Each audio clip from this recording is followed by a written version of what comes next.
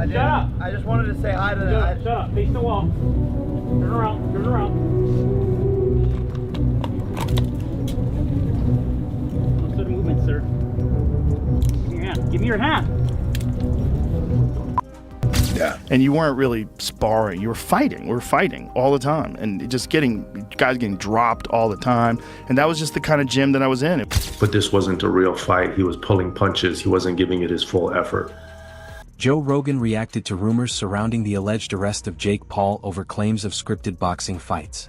Rogan stressed that no career achievement is worth risking one's life. He warned that boxing is an extremely dangerous sport and should never be taken lightly. According to Rogan, Paul needs to seriously reconsider his choices before stepping into the ring again, as chasing fame or money through high-risk situations can lead to severe and irreversible consequences. You have probably seen some of the controversy he's been tangled. Joe Rogan emphasized that boxing carries serious dangers and that fighting recklessly can result in life-changing outcomes. He also warned that involvement in illegal activities or scripted fights could expose a fighter to serious legal consequences, further damaging both their career and reputation. Because then you can't think, you can't do things, you don't know what the fuck you're doing in life. It's like literally everything is the quality of your ability to think. And I knew. Nakisa Bidarian clarified that neither Jake Paul nor his team engaged in any wrongdoing or attempted to manipulate the fight. Addressing widespread rumors claiming the bout with Anthony Joshua was scripted, he firmly denied the allegations and called them completely false. Nakisa referenced online claims suggesting there was an agreement for Joshua not to knock Paul out, stating that these accusations were baseless. He explained that Joshua fought legitimately and decisively, ignoring any supposed arrangements. Nakisa emphasized that Jake trained seriously, competed honestly, and accepted real risks inside the ring. He also revealed that legal action is being taken against individuals spreading false information. According to him, setting the record straight is essential to protecting the reputations of Jake Paul and his team, making it clear that the fight was real, unscripted, and fair.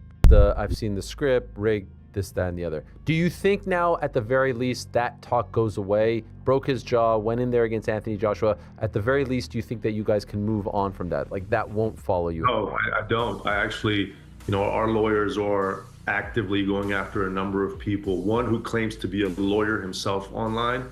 I don't remember the name or the handle, but it was something that had like 200,000 likes. And basically this post said there was an agreement for AJ not to knock out Jake, but AJ disregarded the agreement and decided to not get his payday, but knock out Jake Paul. So it's pretty astonishing what people say. Your dear friend Lou DiBella, saw him put up a bunch of ridiculous things and even said, Nakisa, go ahead and sue me. But this wasn't a real fight. He was pulling punches. He wasn't giving it his full effort. And so for the people, again, just to clear this up, because I asked Eddie this question, I'll ask you the exact same question. Once and for all, was there any sort of arrangement as far as it should go this many rounds? Because that's the one that I've heard. Oh, Anthony agreed to 3 rounds, 4 rounds. Can you tell us in black and white if there were any talks of any kind between the network, the promotion, the fighter? There has never once in Jake Paul's career been any talk of that sort, of anything to do with the fight being anything but a real fight that has exactly the same situation as any professional fight.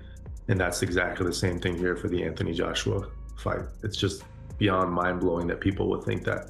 Anthony Joshua was on record saying that if he didn't finish him in the first round, that would be disappointing, that it would be a failure. The narrative changed as we got closer to fight night and obviously post-fight, and I understand why, but they were pretty adamant it would take max 2 rounds to. Joe Rogan reiterated his warning to Jake Paul, urging him not to engage in reckless behavior again. He strongly advised Paul to rethink taking extremely high-risk boxing matches, emphasizing that no milestone or paycheck is worth endangering one's life. Rogan stressed that the dangers of boxing are real, and pursuing risky or staged fights for fame or money can have serious consequences. Fighters' safety and responsibility must always come first. Look at all them celebrities like dude from the Mighty Ducks, the little boy actor that got strung out on drugs. And all his fronts and all his teeth were missing from being on meth or whatever, whatever drug of choice he was on. There's no coming back from that.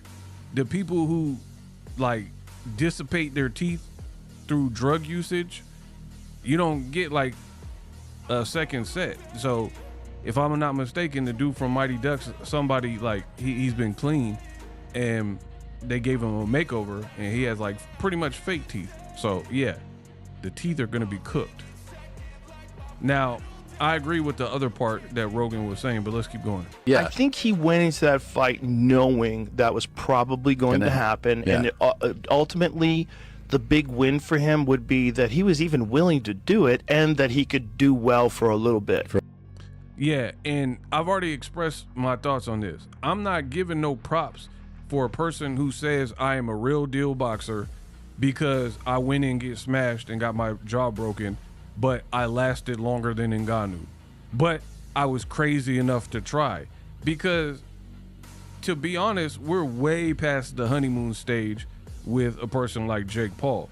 You've been in this for long enough to go through fight camps, dedicate your time, effort, energy, money, spar with people. You spar with some quality names because you have resources and money or whatever. So we're well past that, to the point where you just get credit for stepping in. You maybe got credit your first fight or whatever, first couple of fights, for coming from your background and, you know, stepping in and fighting, but we're well past that. You have a box rec. You were being ranked by sanctioning bodies in boxing. Eddie Hearn offered a detailed analysis of the Anthony Joshua versus Jake Paul fight, highlighting the strategic planning behind Joshua's performance. He explained that the bout unfolded exactly as intended, with Joshua's team focusing on patience, control, and calculated pressure rather than reckless aggression.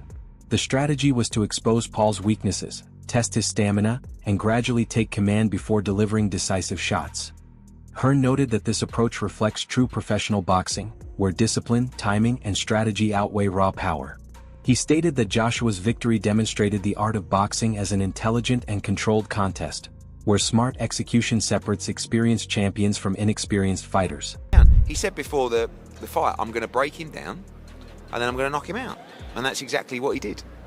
I thought it'd be all over within 3 rounds. But, you know, when I got in the ring after, because I was shouting, just, you know, anywhere, arms. I got in, he went, what are you rushing me for? And I was like, oh, sorry. So, but like, obviously he knows what he's doing, and actually now quite pleased that we got the rounds, to be honest. Yeah, I saw you said that. Really random, I was on Twitter and I saw Jake Paul's mum said she wants to get in the ring and punch you. She said she doesn't like the smug look on your face. She is promoting her book, so I'm not sure if she wants, you know.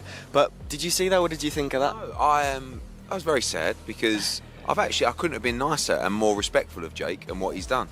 And I think Logan's amazing. I think he's an incredible athlete. And I shook Jake Paul's dad's hand in the ring, you know. And if I would have seen Mum, I would have said, all right. But I think over the years, we've obviously had our beef, and she probably don't like me anyway. And I am probably a little bit smug. I wasn't smug after the fight because I would have been more smug if it was all over in a round. So, no, I give Jake respect. And, yeah. Sorry, Jake's mum doesn't like me, but if she can send me a free book. Adam Catterall provided a candid assessment of the Anthony Joshua versus Jake Paul fight, highlighting the imbalance created when popularity influences matchmaking in modern boxing. He argued that Jake Paul's rapid rise is driven more by celebrity status and social media influence than by technical skill or ring experience. Catterall observed that even while holding back, Anthony Joshua displayed superior control, timing, and accuracy, clearly revealing the gap in class between the two fighters. This contrast fueled speculation that external pressures may have influenced aspects of the bout rather than pure competition. Rumors suggested Paul attempted to manage the pace of the fight to reduce risk, reflecting broader concerns about celebrity boxing prioritizing spectacle over authenticity. Catterall concluded that hype-driven matchups threaten boxing's competitive integrity by shifting the focus away from skill, strategy, and the traditional values of the sport. Own credibility, I've got to knock you out, but I've got to try and knock you out where I'm not hurting you as much as what I could if I unleashed. And with the punch you said that he landed, it's not his best punch, his most powerful punch, right? Yep. And he's shattered his jaw in 2 places, right? So Anthony Joshua gets his 70 million, whatever it is, but I think he's sitting there thinking, thank God for that. Thank God. On a human level, I've come out, all right, sort of not reputation, but I haven't hurt him as bad as Mate, what I could have. There should be an awful amount of people breathing a massive sigh of relief. Anybody that put that fight together, athletic commissions, like you said, Well, it wasn't a fight. No, it wasn't at all. Like you said, it was a prize Yes. fight. It was an event.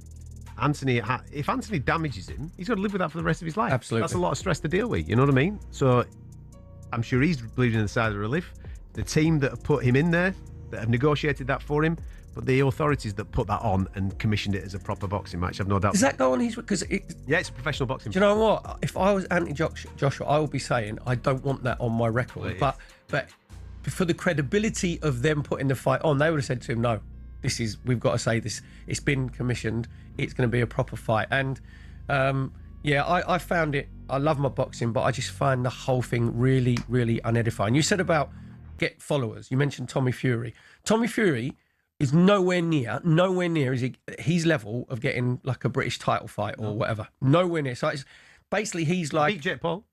Well, beat Jake Paul. But so but what I'm saying is that's 100. I stand by that, and I think Tommy would admit that. You know what I mean? To become a British champion is a very prestigious thing to do, and I think